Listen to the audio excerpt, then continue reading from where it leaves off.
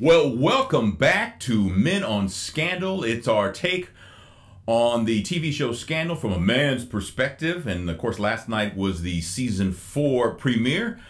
I'm Tony Scott, and at Radio 103.9 in New York is Mark Clark, and at WHUR in Washington, D.C. is Troy Johnson.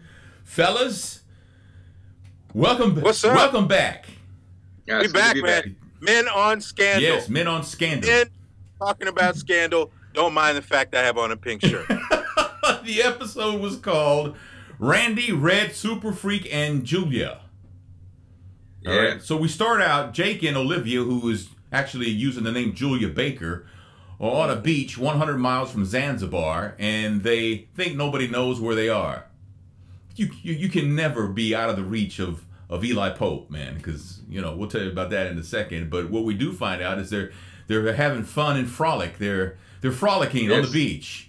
They're balling. I mean, I don't know. No, really? I don't know what he was doing on that lounge when he sat down with her. I have a general idea. I have. Oh, you know. You know, Tony, you've been there before. the moving to the side. Doing those ABCs. Yeah, well, I understand. Okay, I got you.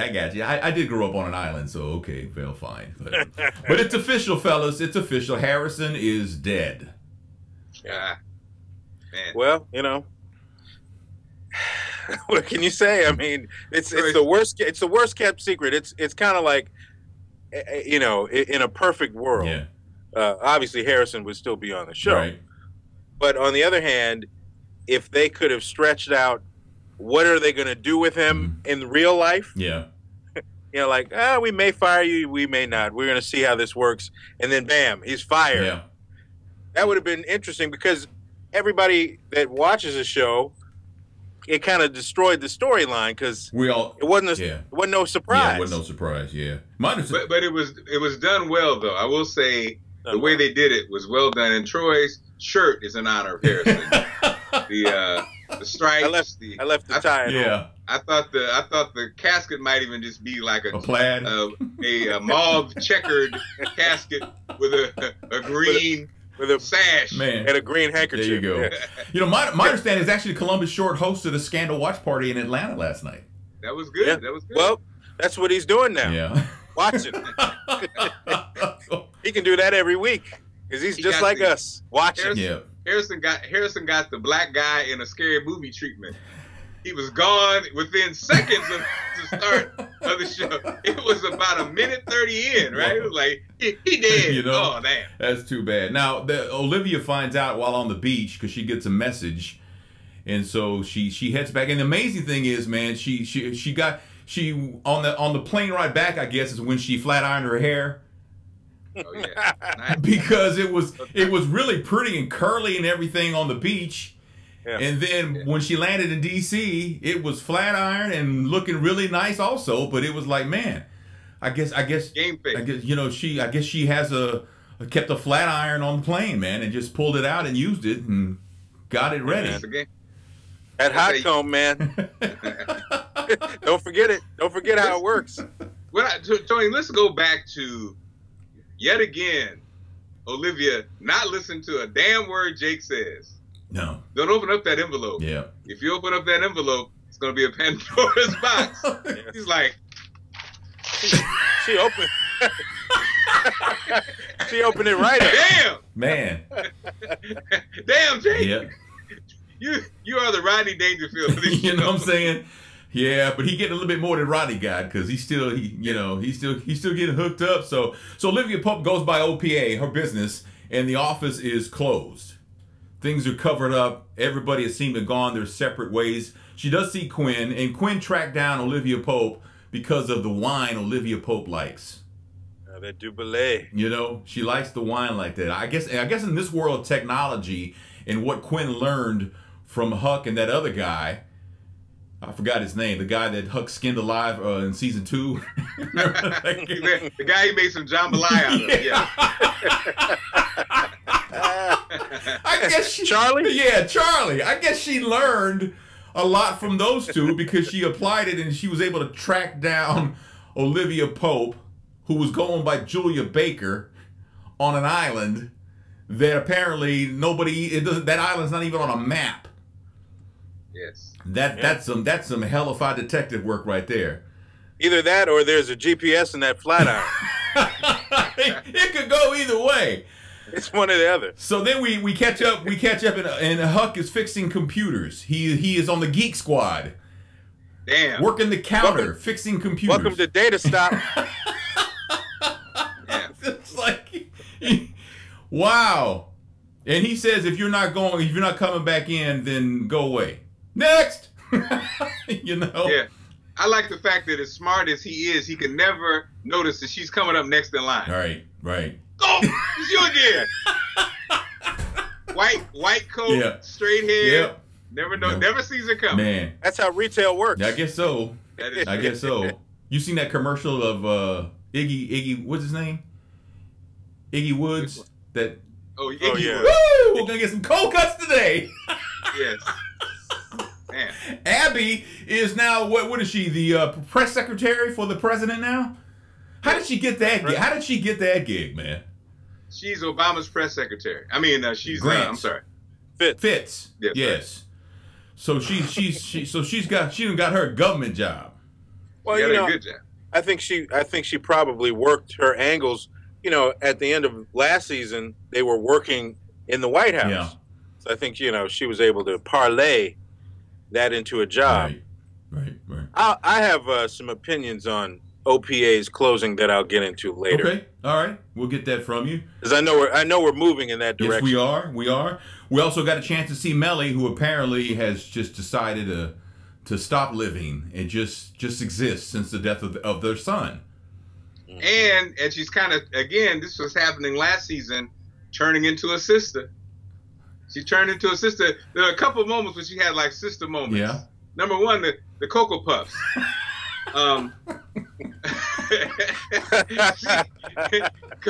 It was like a Cocoa Puffs Captain Crunch mix, which that's a sister. That's a sister move. That's a sister. And then when she talks to Fitz now, I'm telling y'all, she claps when she talks to Fitz now. I'm gonna tell you what you're not gonna do. I mean, if for the simple fact, and you just stop with all the rigmarole. Right. Man, I don't know. Tell me when you see him. Don't you clap back. Cyrus's toupee. Got a new style. I noticed that. Yeah, man. Yeah. Little moves. Something's going on. I don't know if that's his real hair or not, but it was a different style. I like it on him, man. I mean, got to change it up every once in a while. He's a single man. Well, he lost his fashion center, his husband. Yeah. So he's trying to do it on his own now, man. Yeah. So. Wait a minute. You're telling me the guy who had fashion is dead, so now he's going to be fashionable. Well, he's trying, maybe homage. In memory of, yes, an homage to his late husband and stuff like that. Right. Or it could just be a hair club for men endorsement. could go. A product placement that we got going on. A popular series. Unchecked government spending. There you go. That's what it is. So Portia de Rossi made her debut last night on Scandal. And now what is her role? What is she? Some kind of... I think she was the chairwoman of the RNC, Republican National Committee. Okay. She's Michael Steele. Yeah. She's who?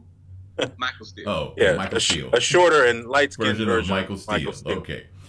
But when after the line of the night, when he told her, do you need to validate your broomstick? Hiram got $1 million of them. He's like the Kanye West of the show. He's the Kanye West of the show. He got $1 million of them. So Olivia Pope catches up with Abby. And Abby lays into her about Harrison. You weren't here for him. And, you abandoned us. And Olivia gives it right back. And what kind of gladiator was Abby? What kind of gladiator was Olivia? Because they were really in a sense, they were one and the same as far as their attitude on the whole OPA thing. Right. And that's where Olivia, in my mind, gets a check off. We don't believe it because right. You can't walk into OPA and be surprised that it's closed. Right. You can't walk into Data Stop and I wonder why Huck is working here. Hello. You pieced out. Yeah. You rolled out on everybody. No direction. I mean, she alluded to the fact that her father was going to handle the business when she left. Mm-hmm. in a huff at the end of the season. But come on now. Yeah. If Huck was a pit bull, he would have bit like 3 or 4 people by now. Yeah. He would just abandon in the little room, just walking around, nothing to do. Right. But ready to bite by the head here's off. a question maybe you guys have an answer. How long was Olivia Pope gone? How long has she been on this island 100 miles from Zanzibar? Long enough to get a Jill Scott hairdo. she was living her life like it's golden on an island, man. I don't know. It seemed like she was gone like a long time. I mean, like maybe I'm wrong. Maybe I'm reading it wrong, but it seemed like she was gone like a year or something. I don't know. I mean, long enough for Jake to feel like he's the man for real. Yeah, he's pretty confident. Talking mess. That's ladies. That's the sign. And sadly, ladies who are married to men over 40 don't hear this that often. But when a man is in the bedroom bragging about something, you know what I'm saying? Like daring you and throwing up other men's names and bragging. Ain't that right? He's putting it down. He's putting it down. He's putting it down. That stops around 36. So in one scene we see David has never gotten over the fact that he saw Jake murder, what was it, 2 or 3 people?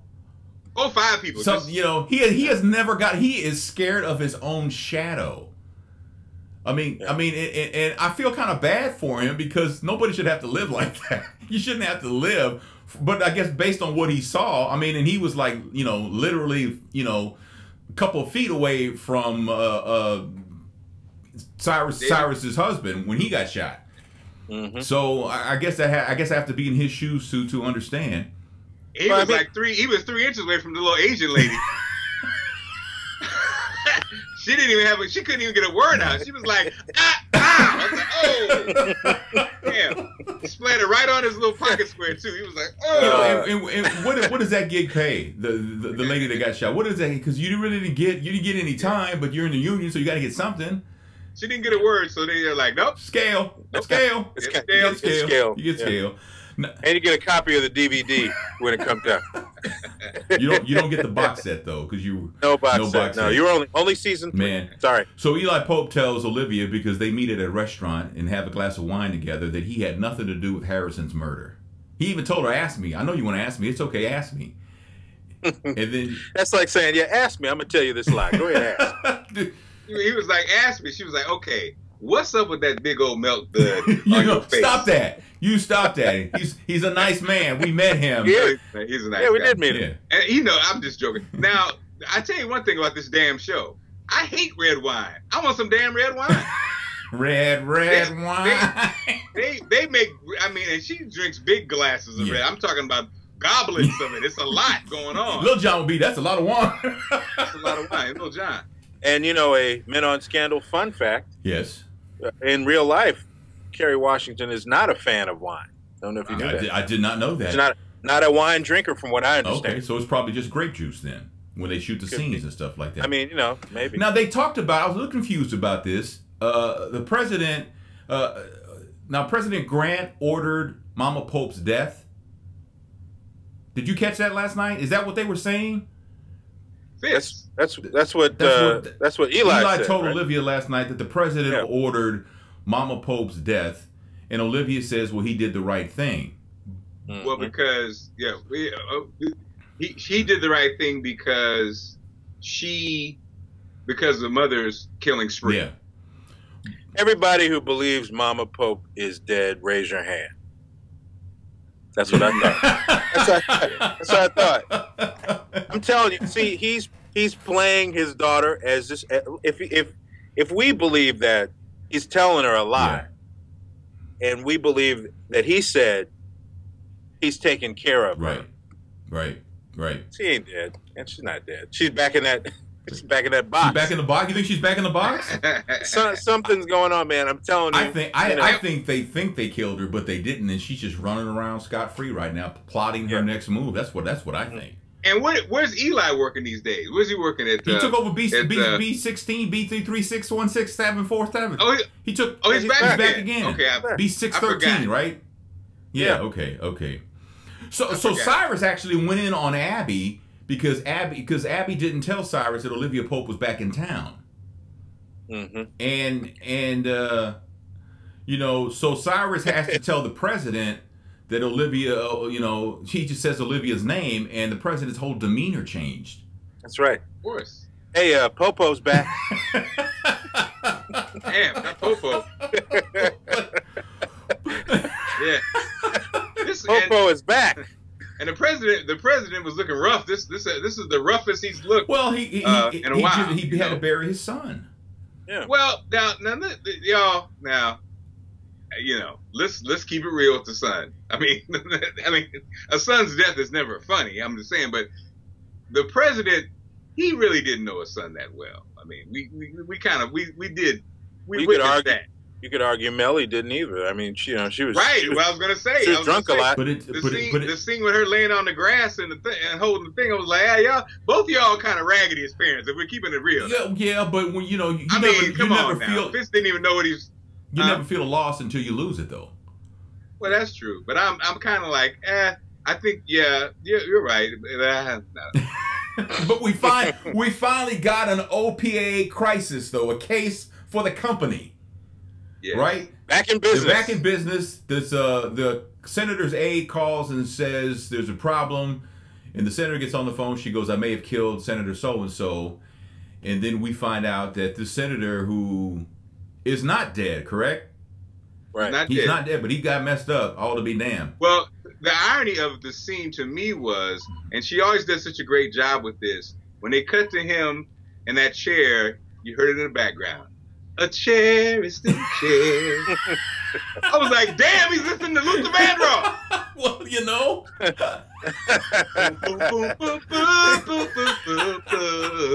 No. That chair was lodged all up in him for real. Damn. Man, that was something. So, but then we actually find out the truth about that, and we'll have to get into that coming up. But let's go back. Huck is working at the Geek Squad or whatever the name of that story is, but he's now Randy the smart guy. Yeah. Randy. You know, Huck looks like a lot. You give him a lot of names because obviously Huck is not his real name, but Randy is not one of them. There's nothing wrong with the name Randy, but he doesn't look like a Randy. Well, that's what makes it funny, though. Yeah. He was feeling kind of Randy. Well, you know. I'm telling you, man, you can't tell me. Hey, I know he's working on smartphones, but man, there's a killing right back here. It's ready. Troy, give us a little Randy. I know you got the little Randy. Hoping is bad for Randy. Hoping is bad for Randy. You don't have a smartphone. You don't have an appointment. Next in line. He's here all week, ladies and gentlemen. Thank you very much. Oh, man. So Fitz and Mellie visit their son at the cemetery, like Mark says, and Mellie lays there beside him on the ground. It's a lot. Is it a lot? I mean, that's her son. The son was like, who is that? He didn't know. Who's on top of me? Oh, it's Mama. Okay, I didn't know. I didn't know her sense. Damn.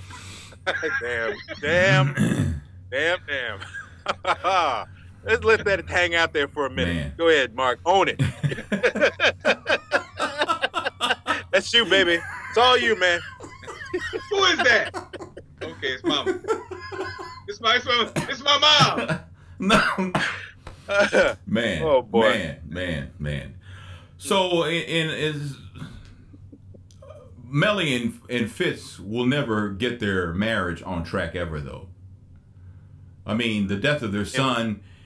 In what way, Tony? I mean, and just to have a. Are you saying a full marriage? Marriage? Yeah. Because because he was, you know, he doesn't want to have anything to do with Olivia Pope. I mean, they say his whole demeanor changed as far as being president. He's all about business now. He's fired 14 cabinet members. You know, so he's cleaning house. So he's a different kind of guy. But apparently, I just can't imagine them ever having a happy marriage, at least with each other. No matter what, because there's just too much. There's been too much water under the bridge, man. I don't know, man. I don't know, Tony. You know, it's the presidential. I mean, they can be more honest now. You know, she can just be honest now. Look, I'm not chasing you, man. I'm not chasing you no more. Just, you know, kind of like marriages that have gone through very strenuous things. Sometimes there's a more real, more honesty. Yeah. that more honest than they ever probably imagined. Okay. All right. Well, I get. I mean, every relationship is different. So Jake. Well, we know the main thing hasn't happened yet, though. Well, that's true. Yeah, You know? that's true. Tell me when you see it. Right. That's when everything Well, changes. Jake says he wants his turn. In other words, I mean, him and Olivia are in bed, and he's trying to have a romantic moment, and he's saying, this is my turn. This is my turn. My turn. It's my turn. So just lay there and enjoy it. Who kisses their woman through lingerie though? Who does that? Well, when you're on TV, you do. Somebody on ABC, yes. Come on, man. This is not Showtime. Hey, man. Earlier in the show, he did a pull it to the side thing, and everybody. He was going to do that again. Everybody knew what that was.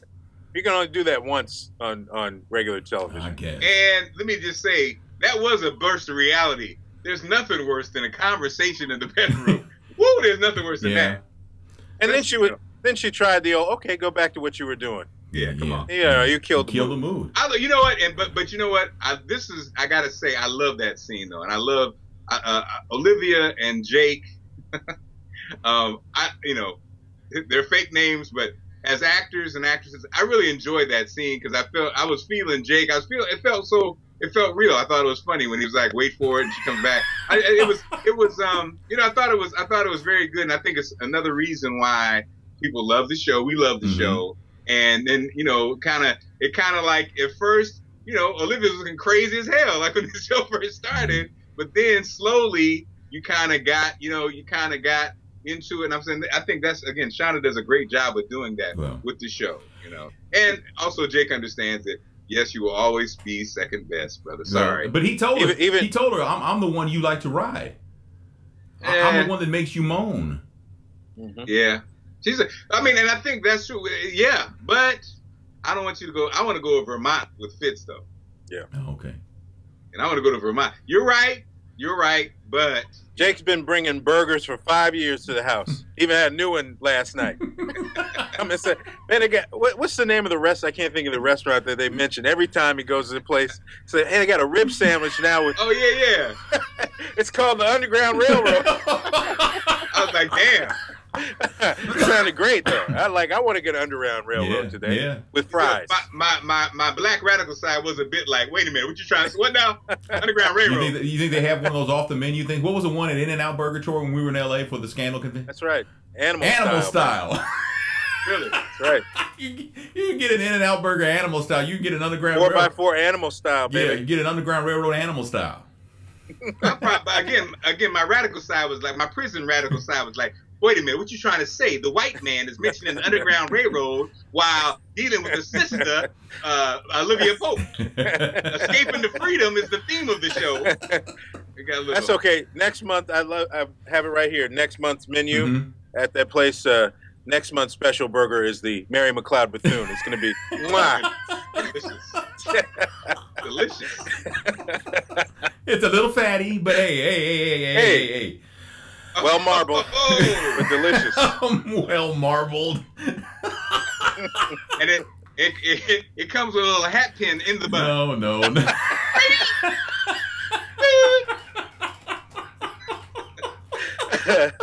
Oh man. So let's get back to the crisis for OPA. And the crisis, of course, is this senator who says she was attacked by a fellow senator, a sexual assault, so to speak. And she fought him off, and I don't know if she threw him off the something, and he landed, and he's bleeding, and he's in the hospital, and he's messed up. But then Olivia Pope, during the interview, because she got the senator a lawyer, and they're all talking in a room having a conference, and Olivia says, "Can I speak to her for a moment?" The senator, and so the lawyer says, "Absolutely." He gets up and leaves, and Olivia Pope tells the senator, "You are lying. Women do not. What she said? Women don't lie about things like this." They remember. They don't forget. They don't forget. They remember every moment. And she was like, it was about 8:14, I don't know, 7:30, around there. Somewhere around there. And she comes to find out that it was not the senator that was assaulted. It was the senator's aide that was assaulted, because this senator who allegedly did the assaulting has a type. Yes. And the aide fit that type, the brown hair thing, and and the aide is now pissed off because she says, you knew that senator had a timing. You dangled me in front of this senator. You dangled me in front of the senator like the Underground Railroad sandwich in front of Mark Clark and Troy Johnson. Knowing that they wanted to eat it. Yep, you're right. Yes, you did. She was trying to get a bill passed. Yeah. And yes, and you're right. The aide was kind of, you know. Let's throw some fresh meat in the cage. Mm-hmm. And see if we can get what we want. And she got called out for it. So now Olivia Pope is going to, stand by the aide now and threw the senator under the bus for what he is.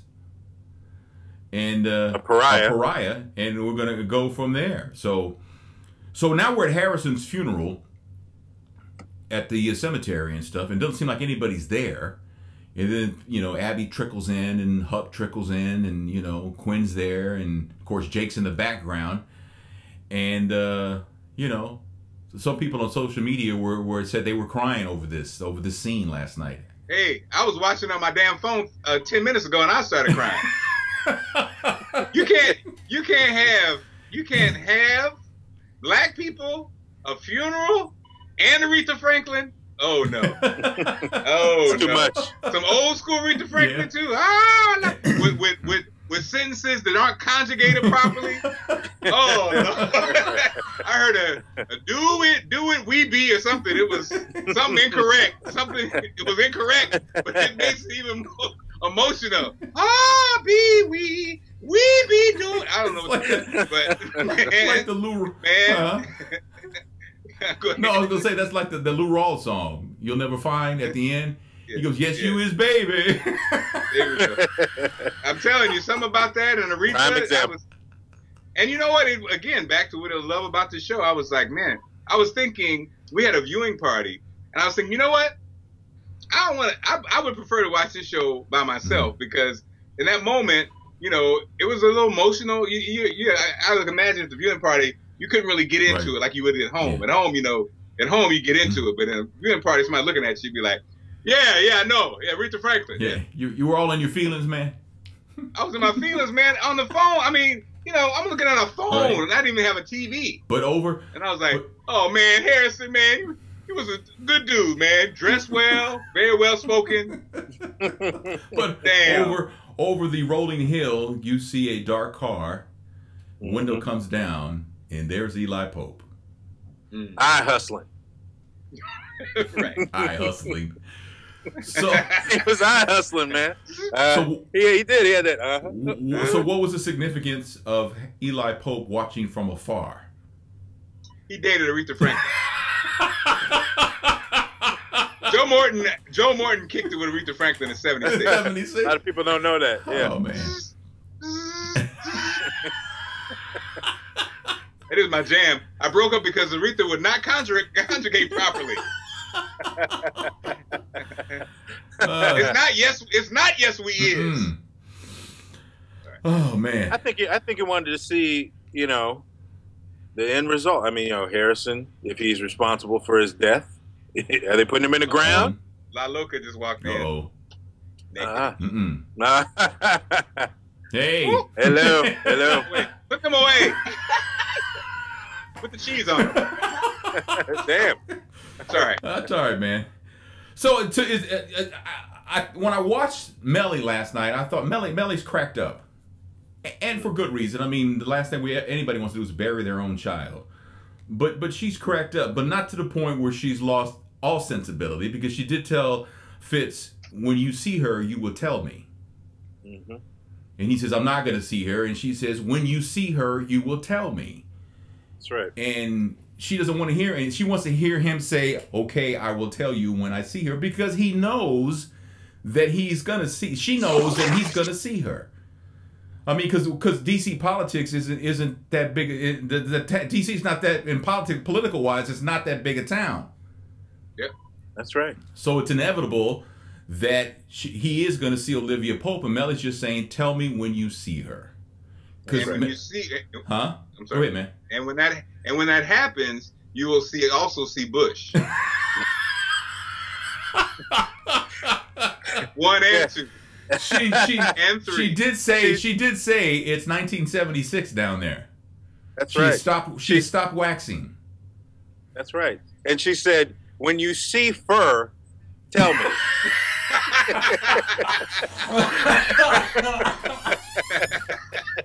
Man, come on, man. That's the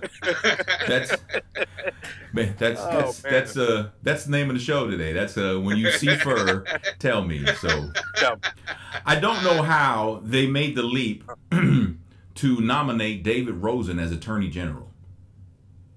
How did they nominate David for Attorney General? Well, he's the district attorney in Washington. I mean, so he's a politico, you know. Yeah, but you're telling me there was no one else on the radar who could have been Attorney General. Well, I was shocked. I didn't know we were going to find out who was going to replace Eric Holder this soon. thought it was going to be a while, huh? I thought there was going to be, you know. Isn't that funny how that happened on the same day? That's crazy. It did. Well, you know, Eric got pushed out. Now, what's funny, what's sad is that if we put a headline and put that on somewhere, somebody would believe it. David Rosen to replace Eric Holder. Eric Holder. They'd be like, oh my God, really? Come on, man. Stupid. So in one of the last scenes, you see Olivia Pope. She's walking in this area and she sees the Secret Service guy. Mm-hmm. And she knows that that's the president's guy. So she knows that Fitz isn't that far away. Right. And then he sees her and they walk towards each other because they're going in opposite directions. And he sticks his finger out trying to touch her hand. And once they passed each other, they both have this smile on their face. They just can't. They can't get out of their own way. They just get it over with, man. You know, Mellie's disconnected from the marriage. She says, "I don't care what the hell happens now. Don't matter. Nothing matters anymore. I'm doing my own thing." So she doesn't care. He doesn't care. He's already been reelected, so he can't run for president again. Why not divorce Mellie and just get it over with? Because they wouldn't have a show. I mean, all of these outs are amazing. You know, we know where all the tap outs are in this wrestling match. But if they happen, then there's no show. I mean, he said, you know, he's gone back and forth like a tennis match. He said, I'm sticking with you, Mellie. No more Popo for me. Yeah. She doesn't believe it. And, you know, just as soon as hours later, as he sees her in the Capitol, they smile. Like you said, they're smiling and trying to touch each other. They had all this stuff. They had the moment, so. And, well, don't forget what about the reveal on Fitz's suicide attempt? Yeah. Yeah, they didn't spend a lot of time with that, though. I think that was a pretty big reveal. You know? I mean, can you attempt suicide and still be the president? Sure. You can kill a Supreme Court justice. That's a good point. So, what did I miss? I think Eddie's in the building. Sorry about that. I think the suicide attempt. I think we got that. Anything that was missed. Again, Jake is just always intriguing to me. Like the guy, you're just a punching bag, and you're willing to be a punching bag for Olivia and gave up an awful lot to be that too. Exactly. Quit the Navy, the whole B613, he's out of there. Like, so, you know, this is not sustainable in a woman who is definitely power driven, who's got her own stuff. You know, B613, like we said, she shut it down, screwed everybody else up. But then she came back and bam, back in business. Well, you know, I got a question real quick, guys. So is Olivia likable? Oh, yeah. Yeah. Because doesn't she seem a bit selfish? Yes. Yeah, but there's still a likable quality about her. You know, because she plays the victim very well. And so we fall for it every time. She plays the victim well, and she always tries to overcompensate by redeeming herself by doing something good for people. So, you know, if you're an ass, 30% of the time, but the appearance is 70% of the time you're helping people, then people they might go, okay, I can deal with you. It's like Cyrus is a manipulator because Cyrus's only concern is the bottom line. Right.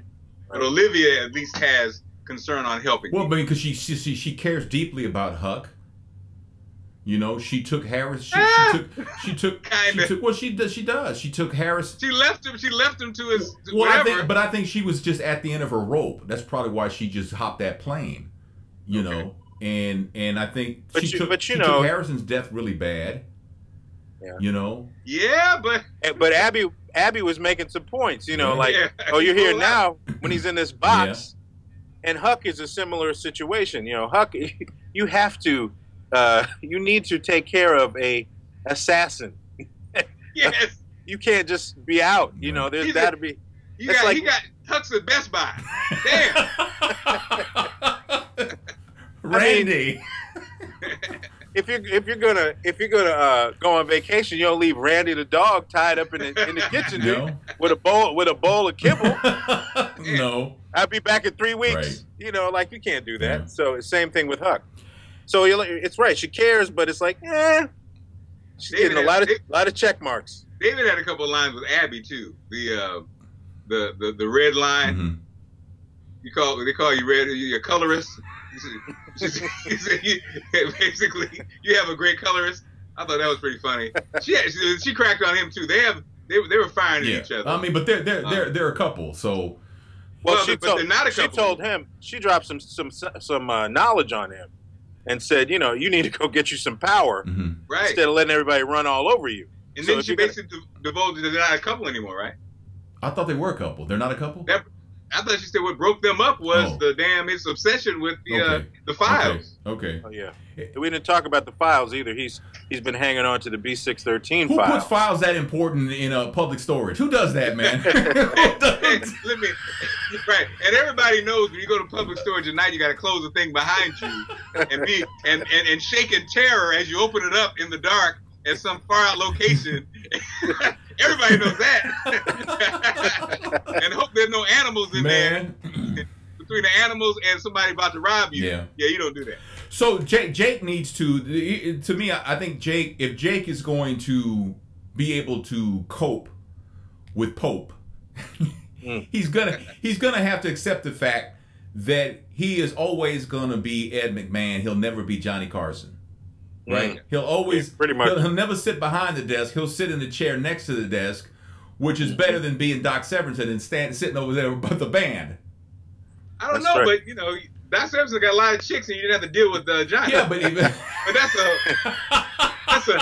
neither here nor there. But you're splitting hairs, man. I don't know. I have the better job. Doc Severinsen. Speaking of splitting hairs, Mellie thinks that. Very funny. Hey, did you guys get a chance to see How to Get Away with Murder? Yes. Man, come on, man. Come on. Yeah. It's gonna be They don't have to give Shonda another night. We might have to do another show, Men on How to Get Away from Murder. Yeah, but we call it that. We're gonna get investigated. So right. Yeah, I'm all for that though. I think it's a great show. Maybe we should talk about that. So well, I'm gonna have to go get a law degree to keep up with the show. It is fast paced. Yeah, you gotta. Yeah, watch out. Fast. But it's a good one. Yeah. So the funniest part was, there was that controversy about the New York Times calling Shonda an angry black woman, and then watching it, the funny part is Viola Davis's character was a very strong-willed, and so in your mind you didn't want to say angry black woman because you didn't want to be you didn't want to be on that same thing, so you would be like, she's strong, forceful, and believes in herself. That's right. But she's not angry. Yeah, careful with that angry. She let her hair down though, didn't she? Yeah.